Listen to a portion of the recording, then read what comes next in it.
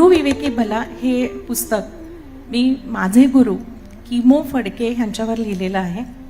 50-60 वर्षापूर्वी भारतामध्ये मानसोपचार किंवा मानसिक आरोग्य याबाबत फारशी जागृती नव्हती आणि अशा काळामध्ये विवेकनिष्ठ मानसोपचारशास्त्र म्हणजे RBT याचा आपण प्रसार करायचा हे सरांनी जीवित ध्येय ठरवलेलं होतं. असे सर जे आहेत तर त्यांचा मला 20 वर्षांचा निकटचा सहवास लाभला आणि ह्या काळामध्ये आमचा गुरु आणि शिष्य या नात्याचा जो प्रवास झाला आहे तो मी या पुस्तकात रेखाटला आहे. आपल्या साहित्य कृतीला पुरस्कार मिळाल्यानंतर प्रत्येक लेखकाला कवीला आनंद होतो, तो तर आहेच. पण त्याशिवाय मला दुसरा महत्त्वाचा अधिकचा आनंद असा आहे की या सगळ्या पुरस्काराच्या यादीत लोकमत समूहाने बालसाहित्याला पुरस्कार दिला याचा मला जास्त आनंद झाला. त्याचं कारण आजच्या काळामध्ये आपली जी बाल आहेत किंवा मुलं आहेत ती अकाली प्रौढ झालेली आहेत आणि जे प्रौढ आहेत ते जास्त कोरडे होत चाललेले आहेत. अशा काळामध्ये चांगल्या बालसाहित्याची गरज आहे असं मला मुद्दाम सांगावं वाटतं. लोकमतने माझ्या डहाणी या कादंबरीला महत्त्वाचा पुरस्कार दिला, यामुळे मला फारच आनंद झाला आहे. आणि तसेच आमची पिढी ज्यावेळेस लिहित होती त्यावेळेस मला वाटतं आमच्या वाचनामध्ये विश्वास पाटील यांची झाडं झडती ही वास्तववादी कादंबरी आमच्या वाचनात आली. आणि त्यानंतर जेव्हा आम्ही 10वी-12वीला गेलो त्यानंतर आपल्या नेमाडे सरांचे टीका स्वयंवर असतील किंवा इतर वास्तववादी कादंबऱ्या आमच्या वाचनात आल्या आणि त्यामुळेच आमच्या पिढीला जो मराठी कादंबरीमधला इतर रंजनवादी कादंबऱ्या सोडून आम्ही वास्तववादाची कास धरली. लोकमत साहित्य पुरस्काराबद्दल सर्वप्रथम लोकमतची टीम आणि ज्येष्ठ साहित्यिक भारत सासणे यांच्या अध्यक्षतेखाली असलेली निवड समिती यांचे मी आभार मानतो. चित्रपट प्रवाहांचा इतिहास हा प्रोजेक्ट माझ्या अनेक वर्ष डोक्यात होता आणि त्या दृष्टीने मी विचार करत होतो, पण त्याच्यात काही वाचलं जायचं, मध्ये काही लिहिलं जायचं, फिल्म्स पाहिल्या जायच्या. पण असं एक सलग 125 वर्षांच्या सिनेमाच्या इतिहासाबद्दल एक अभ्यास पूर्ण लिहायचा असेल तर त्याच्यासाठी एक बैठक मारून 1-2-2.5 वर्ष बसणं हे आवश्यक होतं. गेल्या 10 वर्षापूर्वी मी ज्या पहिल्या कथा लिहिल्या त्यानंतर ह्या कथा कुठेच छापून येणार नाहीत आणि त्या खूप बोल्ड आहेत म्हणून त्या आमच्या मासिकातच येणार नाही आणि कुठल्याच मासिकात जाऊ शकणार नाही असं पहिलं म्हणजे प्रोत्साहन मला मिळालंच नाही पहिल्या सुरुवातीच्या 4 वर्षात. आणि त्यानंतर लिहिण्याची इच्छा मरायच्या अवस्थेत जात असताना कविता महाजन यांनी ह्या कथा येणं किती महत्वाचं आहे हे मला बिंबवून दिलं होतं. तर मला एक गोष्ट अशी सांगावीशी वाटते की भूमिका घेऊन काम करणारा माणूस त्याची भूमिका बरोबर आहे की चुकीची आहे ही गोष्ट आता दुय्यम ठरलेली आहे. भूमिका घेऊन काम करणारा माणूस आणि समष्टीसाठी काम करणारा माणूस ह्यात जी फारकत होत चाललेली आहे ती फारकत फार गंभीर आहे आणि ही जर तरी आपण बुजवली नाही, समष्टीसाठी काम करणारा माणूस आणि भूमिका घेऊन काम करणारा माणूस, तर पुढच्या काळामध्ये जो सांस्कृतिक व्यवहार आहे त्या सांस्कृतिक व्यवहाराला पुसून टाकण्यासाठी आपण सुद्धा हातभार लावला आहे. लक्षणीय पुस्तक म्हणून पंडित जितेंद्र अभिषेकी कला आणि जीवन प्रवास या पुस्तकाला पुरस्कार मिळतोय. आमचं बोलणं झालं, फोन खाली ठेवला आणि मनात आलं की अभिषेकी हे नाव लक्षवेधी आहेच. अभिषेकी म्हटल्यानंतर त्यांची संगीताची एक परंपरा आपल्या डोळ्यासमोर उभी राहते.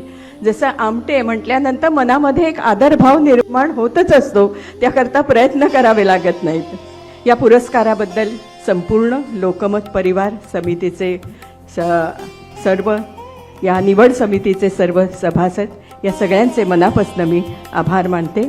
लोकमतचे तर मी विशेष आभार याहीसाठी मानते की अगदी 17व्या-18व्या वर्षापासून मी लोकमतशी जुळले आहे. नागपूरला मय दळवींच्या सोबत आम्ही चळवळ सुरू केली. आम्ही अगदी पिटुकले होतो, पण तेव्हापासून बाबांसोबत राहण्याचं सौभाग्य मला प्राप्त झालं. त्यांच्याकडून मी खूप शिकले. माझा पहिला लेख सुद्धा सामाजिक विषयावरचा हा लोकमतमध्येच प्रकाशित झाला आणि असा हा तो प्रवास लोकमतशी जुळलेला. सूर्यकिरणारी मी बद्दल थोडक्यात सांगायचं म्हणजे की एखादी स्त्री ही किती सोसू शकते. आता मला 5-6 जण भेटले आणि ते मला म्हणाले, ओ किती सोसलं, कसं सोसलं. तर एखादी स्त्री किती सोसू शकते आणि त्यातून बाहेर पडून ती काय होऊ शकते. कसं आहे, साहित्य पुरस्कार असताना साहित्याच्या मंचावरती आपल्याला उभं राहायला मिळतंय, हाच सगळ्यात मोठा पुरस्कार आहे. कारण आत्ताचा माझा अनुभव असा आहे की मी साहित्य संमेलनाला उपस्थित राहिले होते आणि जेव्हा मी साहित्य संमेलनाला गेले तेव्हा खूप लोकांनी बरोबर फोटो काढले, पण ते फोटो काढताना मला विचारलं, तुम्ही काय करता इथे? त्याच्यामुळे नट्या साहित्य संमेलनात काय करतात असं लोकांना वाटतं. तर त्यावेळेला साहित्य पुरस्कार जिथे दिले जात आहेत तिथे मला उभं राहता येतंय. हा खूप मोठा पुरस्कार आहे. आणि मी घडले ती औरंगाबादच्या मुशीत आणि औरंगाबादच्या कुशीत. विवेकवादी त्यांचा जो विचार आहे त्याचं पोर्ट्रेट करायचं होतं मला. आणि आजकाल विवेकवादी विचाराची फार गरज आहे, सगळ्यांनी वाचावं. आणि त्यामुळे मला असं वाटलं की नंद्या खऱ्यांचं विवेकवादी विचाराचं एक व्यक्तिचित्र या पुस्तकावर असावं असं मला वाटलं होतं. त्याच्यामुळे प्रचंड वेळ खाल्ला या पुस्तकाने. चित्रकार एक काहीतरी वाकडी रेग मारतो, एक काहीतरी चौकोनच काढतो, एक काहीतरी तिरकस काहीतरी अक्षर काढतो. या सगळ्याचं एक महत्त्व आहे, एका टिंबाचं महत्त्व या सगळ्या लोकांनी जाणलं. आणि तुमच्या समोर मला ठेवताना आनंद वाटतो फार मोठा. आणि खरोखर आभार मानतो सगळ्यांचे. माझे खूप खूप धन्यवाद. आणि हा पुरस्कार पपायरस ज्यांनी हा पुस्तक काढलेलं आहे त्यांच्यासाठी आहे. अतिशय सुंदर पुस्तक काढलेलं आहे. भूषण, श्रीपाद आणि ऋषिकेश, तुमचे खूप खूप धन्यवाद. थँक्यू. लोकमत समूह आणि निवड समिती यांचा मी मनापासून आभारी आहे. दुसरं असं की भाषांतराचा जो व्यवहार असतो तो व्यवहार फिल्टरसारखा असतो. जागतिक साहित्यामधलं चांगलं साहित्य आपल्या भाषेमध्ये यावं लागतं आणि भाषांतर करणाऱ्यावर, ते प्रकाशित करणाऱ्यावर ती जबाबदारी असते. तर अशा प्रकारचं एक चांगलं पुस्तक, जागतिक साहित्यामधलं एक महत्त्वाचं पुस्तक मी भाषांतरित केलं आहे आणि त्याला पुरस्कार दिल्यामुळे ते अधिकाधिक लोकांपर्यंत जाईल असं मला वाटतं. कादंबरी लिहिण्याच्या भानगडीमध्ये मी तसा योगायोगाने किंवा अपघातानंच पडलो. प्रशासकीय सेवेमध्ये काम करत असताना जो काही वेगवेगळ्या कारणांनी अस्वस्थपणा जाणवत होता, तो अस्वस्थपणा मला नॉन फिक्शनमधून व्यक्त करणं शक्य नव्हतं आणि त्यामुळं मला फिक्शनची आणि कादंबरीची वाट धरावीशी वाटली. आणि तेव्हा माझ्या असं लक्षात आलं की आपण एका प्रदीर्घ आणि शक्तिशाली अशा परंपरेचा भाग होऊन लिहितो जेव्हा आपण फिक्शन किंवा कादंबरी लिहितो, आणि त्यातून आपल्याला मोठी ताकद आणि ऊर्जा मिळते. सोबत जेव्हा सुरू झालं तो अत्यंत आनंदाचा आमचा क्षण होता. कारण त्यावेळी संबंध मराठवाड्यात आणि एकूण महाराष्ट्रातच अतिशय जातीवादी असे एक वृत्तपत्रांची एक परंपरा होती. आपल्याकडे ती अतिशय जिवंत अशी परंपरा आहे आणि ती लोकमतनी मोडून टाकली. लोकमत समूहातर्फे देण्यात आलेला हा साहित्य पुरस्कार माझ्या सकवा या कविता संग्रहाला मिळाला आहे, त्याचा निश्चितच आनंद आहे. त्यासाठी मी लोकमत समूहाचे आभार मानतो. लोकमतचे संपादक, कर्मचारी वर्ग आणि पुस्तक निवड समितीतील सर्व सदस्य यांचेही मनापासून आभार मानतो. धन्यवाद. प्रथम लोकमत समूहाचं मी आभार मानते. 50 वर्षापूर्वी मी मोठ्यांसाठी कारभार लिहिला आणि आज तिसऱ्या पिढीने आमच्या मुलांना नव्या पद्धतीने कारभार सांगा म्हणून आग्रह धरला. म्हणून 2019 पासून मी जवळजवळ 3 वेळेला हा कारभार पुन्हा लिहिला आणि जो 4थ्या वेळेला प्रकाशक दिलीप माजगावकर यांना आवडला आणि त्यांनी हे किमयागार काढलं. ह्या माझ्या यशात अतिशय सुंदर चित्र काढणारी माधुरी पुरंदरे, जिने हिला या पुस्तकाला साथ दिली, हे पुस्तक अधिक ललित आणि जिवंत केलं. तर तिच्या या यशात, या पुस्तकाच्या यशात तिचाही सहभाग मोठा आहे. या पुस्तकाचा वैशिष्ट्यपूर्ण पुस्तक या प्रकारामध्ये गौरव करण्यात आला आहे. तर काय वैशिष्ट्यपूर्ण आहे तर हे पुस्तक आपल्याला आपल्या स्वतःच्या वर्तनाविषयी अनेक वैज्ञानिक सत्य सांगतो. म्हणजे आपल्या भावना कुठनं आल्या, आपल्यावर कुठले कुठले प्रभाव आहेत, आपण असं काय वागतो, समोरचा असं का वागतात, समूह कसे का वागतात, ज्याशी अनेक वेगवेगळ्या विविधांगी वैज्ञानाच्या विविध शाखांमधनं आलेली उत्तरं या पुस्तकात आहेत. आणि ते त्याचा अभ्यास करत असताना माझ्या स्वतःमध्येही खूप बदल होत होते असं मला कळत होतं. त्यामुळे त्याचा उपयोग इतरांनाही होईल अशा भावनेतनं हे पुस्तक लिहिलं गेलं आहे. त्रिकोणी साहस हे पुस्तक मी लिहित असलेल्या एका मोठ्या फॅन्टसी सिरीजचे पहिले पुस्तक आहे. पहिल्याच पुस्तकाला पुरस्कार मिळाल्याने एक लेखिका म्हणून माझी जबाबदारी वृद्धिंगत झाली आहे असे मला वाटते आणि यापुढील पुस्तकेही दर्जेदार लिहिण्याचा मी सर्वतोपरी प्रयत्न करेन. पाश्चात्य देशातील लेखक ज्या आत्मविश्वासाने कल्पनेच्या उत्तुंग भराऱ्या घेतात, अद्भुत रसाचा ओतप्रोत वापर करून साहित्य निर्मिती करतात, तशाच प्रकारची साहित्य निर्मिती करण्याची क्षमता आपल्या भारतीय लेखकांमध्ये, आपल्या अभिजात मराठी लेखकांमध्ये निश्चितपणे आहे असे मला वाटते.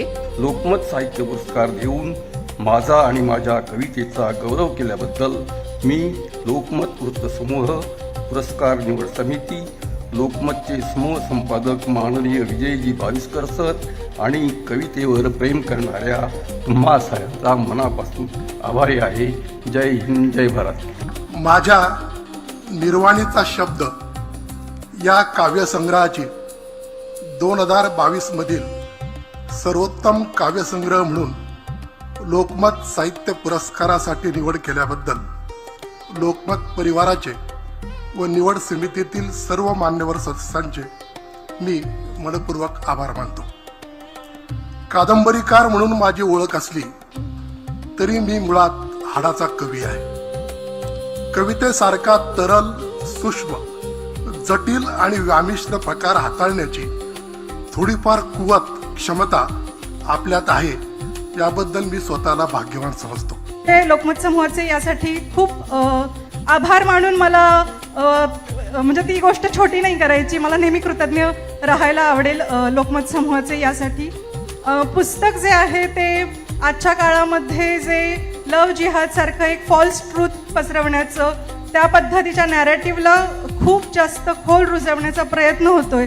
तिथं धर्मरेषा ओलांडून ज्या आंतरधर्मीय विवाहितांनी लग्न केलं त्यांच्याविषयी आपल्या मनामध्ये खूप शंका असतात. तर त्यांचं सहजीवन काय आहे आणि ते कशा पद्धतीने जगतायत, त्यांचं प्रेम म्हणजे काय, प्रेमाची भाषा बोलणारं हे पुस्तक आहे. आणि अशा आजच्या या काळामध्ये प्रेमाला पुरस्कार करणारा हा पुरस्कार वाटते मला, पुरस्कृत करणारा. तर त्या दोन्ही गोष्टींसाठी मी खूप आभारी आहे. सर्वप्रथम लोकमत सारख्या प्रतिष्ठित माध्यम समूहाने हा पुरस्कार दिलेला आहे. तोही एका वेगळ्या प्रक्रियेने निवड करून दिलेला आहे, याचा आनंद आहे. आणि याच्याबद्दल मी लोकमतचे आणि निवड समितीच्या सदस्यांचे मनापासून आभार मानतो. हे जे पुस्तक आहे अवघी भूमी जगदीशाची, त्याच्यात विनोबांनी आणि सर्वोदयाच्या लोकांनी गेल्या शतकात 25 वर्ष जे आंदोलन चालवलं, भूदान ग्रामदान आंदोलन, त्याचा इतिहास आहे. प्रत्येक पुस्तक पुरस्कारानंतर जे जे आत्तापर्यंत मिळाले, की भावना असते की आपल्यावरची जबाबदारी वाढली आहे. कारण आपण जे लिहितो आहोत ते जबाबदारीनं आणि गंभीरपणं लिहिणं, हे मला वाटतं प्रत्येक लेखकाला तसं वाटत असतं. त्यामुळे ह्या कादंबरीच्या यशानंतर सुद्धा ह्याच्यानंतर पुढे जे काही, मी यश म्हणणार नाही त्याला पूर्णपणे, पण जे काही लिहून होईल ते सकस किंवा ह्याहूनही चांगलं व्हावं असं मी स्वतःच त्याची काळजी घेईन. लोकमत समूहाचे आणि निवड समितीमधल्या मान्यवरांचे आभार. निवड समितीमधली मोठी नावं, इथे जमलेली मोठी मोठी मंडळी, त्यांच्या पंक्तीत बसण्याची संधी मिळणं हा अतिशय हंबलिंग असा अनुभव आहे. वास्तविक पुस्तक लिहिण्यासाठी मला वेगळं काही करायला लागलं नाही. 75 दिवस डोंगरात भटकत असताना विलक्षण अनुभव आले. लिहिताना फक्त ते अनुभव किंवा मनात निर्माण झालेल्या भावना, मनात आलेले विचार हे मी फक्त जसेच्या तसे कागदावरती मांडले. वाचकांना ते भावतायत याचा अर्थातच आनंद आहे.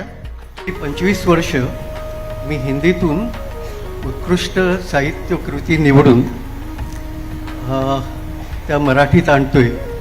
हा माझ्यावर या 2 भाषांचं जे न मिटणारं ऋण आहे त्यातून अंशतः उतराई होण्याचा माझा प्रयत्न असतो.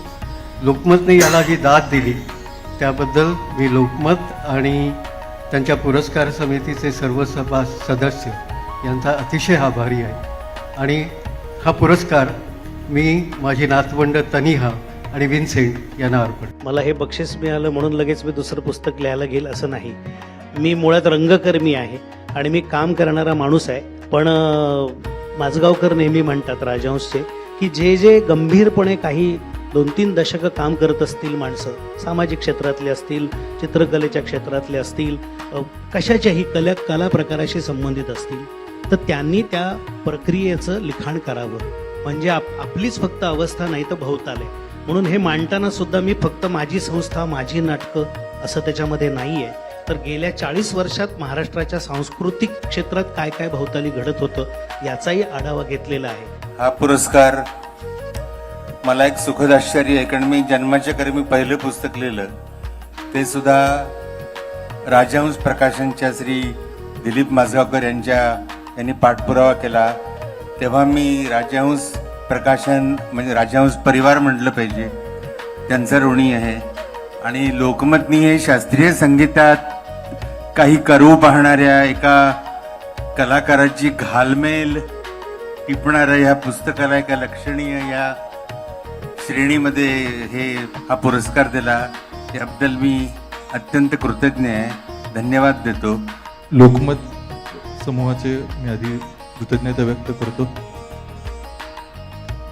इथंपर्यंत येण्याचा हा जो प्रवास आहे अडथळ्याचा होता, त्याचबरोबर फेटाळणीचा, तिरस्काराचाही होता. ज्या घटकाला आपण तिरस्कृत नजरेने पाहतो, जिथून जाताना आपण नाकाला रुमाल लावतो, त्या स्त्रियांना, त्या घटकाला लोकमतने इथं स्थान दिलं. आणि मी सातत्याने ही भूमिका मांडतो की यांच्याकडे आपण किमान माणूस म्हणून सन्मानाने पाहिलं पाहिजे आणि त्यांच्याकडे बघण्याचा आपला दृष्टिकोन बदलला पाहिजे. काश्मीरनामा या पुस्तकाविषयी सांगायचं तर काश्मीरनामा हे पुस्तक जेव्हा आपली कोविडची हे साथ सुरू होत होती त्यावेळेस ते आलं होतं आणि त्यावेळेस पहिल्याच महिन्यात त्याच्या 2 आवृत्त्या निघाल्या. तेव्हा माझ्या मनात एक उत्सुकता निर्माण झाली की बुवा हे पुस्तक नेमकं काय आहे. कारण आपण वर्तमानपत्रातून किंवा टी व्हीवरून ज्या काश्मीरविषयीच्या चर्चा ऐकतो त्या फारच वरवरच्या अशा असतात किंवा एकांगी असतात आणि काश्मीरबद्दल आपल्याला काहीच माहीत नसतं तर त्या पद्धतीचं. म्हणून मग मला असं वाटलं की आपण हा अनुवाद केला तर 1500 वर्षापूर्वीचा इतिहास, 1500 वर्षाचा इतिहास या पुस्तकात आलेला आहे. तर त्यानिमित्तानं काश्मीरबद्दलची सगळी माहिती आपल्याला होईल. चित्रकलेमध्ये बक्षिसं घेताना काही विशेष वाटत नाही, पण इथं हा लोकमत परिवाराने दिलेला आनंद देऊन गेला. रफ स्केचेसच्या विषयी बोलण्याचं थोडक्यात 2-3 शब्दात बोलतो. मंगल वैभवने माझ्याबद्दल फार छान लिहिलेलं आहे कुठे फेसबुकवर, कारण हा माझा प्रांत नाही. कारण मी व्हिज्युअल आर्टमध्ये आहे आणि त्या व्हिज्युअल आर्टमध्ये आणि लिखाणामध्ये 2 टोकाचे अंतर आहे. परंतु होतं काय की पेंटिंग करत असताना इतकी वर्ष पेंटिंग करत असताना जे विचार येतात ते पेंटिंगमध्ये येत नाही. कारण व्हिज्युअल आर्ट ही संपूर्ण वेगळी गोष्ट आहे, वेगळा फॉर्म आहे. हा माझा साहित्यातला पहिलाच पुरस्कार आहे, त्यामुळे मी थोडासा भारावून गेलो. तेव्हा काय बोलायचं ते तसं कळत नाही. पण एक गोष्ट नक्की की तुमच्या सर्व विचारवंत प्रतिभावान माणसांच्या सहवासामध्ये मी हा पुरस्कार स्वीकारतोय. आज ते आलेले नाही आहेत, पण सिनेविद अरुण कोपकर यांचे जे प्राक सिनेमा हे पुस्तक आपल्या लोकमत समूहाने सिलेक्ट करून एक त्याला चांगलं अवॉर्ड दिलं, त्याबद्दल त्यांचे मी आभार मानतो. मला एक विशेष इथे नमूद करावं वाटतं सर की इथे आता बऱ्याच मान्यवरांना म्हणजे समकालीन असतील किंवा ज्येष्ठ असतील यांना त्यांच्या साहित्य निर्मितीसाठी पुरस्कार दिले गेलेले आहेत. पण मला हे विशेष वाटलं की ते साहित्य लोकांपर्यंत पोहोचण्याची जी पुस्तक निर्मितीची प्रक्रिया आहे त्यामध्ये जे मुखपृष्ठाचं स्थान असतं ते ॲक्च्युली महत्त्वाचं आहे. कारण आधी हे मुखपृष्ठ पाहिलं जातं आणि मग त्यातला आशय पाहिला जातो. म्हणजे एखादा दर्शक एखाद्या प्रदर्शनात जर गेला तर तो आधी ते मुखपृष्ठ पाहतो आणि त्यात जर त्याला काही इंटरेस्टिंग वाटलं, कॅचिंग वाटलं, तर मग तो ती पानं चढत असतो. म्हणजे रादर तो आशय महत्त्वाचा असतोच, पण मुखपृष्ठकारावर ती एक महत्त्वाची जबाबदारी असते की तो आशय अतिशय ताकदीनं किंवा समर्थपणे त्या मुखपृष्ठात यावा. एक होती माया हे माझं पहिलं पुस्तक आणि त्या पहिल्या पुस्तकाला मिळालेला हा पहिला पुरस्कार, त्यामुळे त्याचा विशेष आनंद आहे. थँक्यू लोकमत. सगळीकडेच पत्रकारितेची अवनती होत असताना आपण पाहतो आणि त्या पार्श्वभूमीवर एक वृत्तपत्र समूह निखळ साहित्यासाठी हा पुरस्कार सोहळा आयोजित करतो, ही खूप मोठी आशादायक गोष्ट आहे. त्यामुळे आपले मनापासून आभार. निवड समितीचे सुद्धा खूप खूप आभार. धर्म ही बाब आज फारच संवेदनशील झाली आहे आणि संगीत त्याच्यावरचा एक उतार आहे, अँटीडोट म्हणतो तसं आहे. आणि त्या अनुषंगाने मला असं वाटतं की धर्म समजून घ्यायचा असेल तर धर्माचं संगीत समजून घ्यायला हवं, संगीत समजून घ्यायचं असेल तर त्याची संस्कृती समजायला हवी आणि संस्कृती आणि संगीत हे अविभिन्न आहेत. आणि त्या अनुषंगाने हा सगळा प्रपंच मी भारतीय धर्मसंगीताचा मांडला आणि पुन्हा पुन्हा मला असं वाटतं की संगीताच्या मार्फत आपण आपल्या संस्कृतीच्या मुळापर्यंत पोहोचू शकतो. मुख्यतः इंग्रजीतून वैद्यकीय पुस्तकांचं प्रकाशन झालं. खरं म्हणजे माझ्या वडिलांनी त्यावेळेला अजाणता हे स्वदेशीचं एक मोठं काम केलं. म्हणजे तोपर्यंत जी सगळी मेडिकल पुस्तकं इंग्लंडहून येत असत तर त्याला पर्याय म्हणून मराठी नव्हे परंतु इंग्रजीतनं हिंदी आपल्या इंडियन म्हणजे भारतीय पुस्तकं सुरुवात केली आणि ती अजूनही परंपरा बरेच वर्ष चालू आहे. जेव्हा प्रस्थापिताच्या विरोधात जाणारं लिखाण होत असतं आणि विशेषतः ही कादंबरी ही विशेष प्रायोगिक आहे असं मला स्वतःलाच वाटतं, कारण अनेक लोक या कादंबरीला कादंबरी म्हणणारच नाही अशी मला भीती वाटत होती. त्याला कादंबरी म्हणून आत्ताच्या सामाजिक परिस्थितीमध्ये जवळजवळ मुक्त विचारांना दिलेली दाद आहे असं मला वाटतं. म्हणून मी हा पुरस्कार स्वीकारला आणि त्याबद्दल मी परत एकदा लोकमत आणि समितीचे आभार मानतो. धन्यवाद.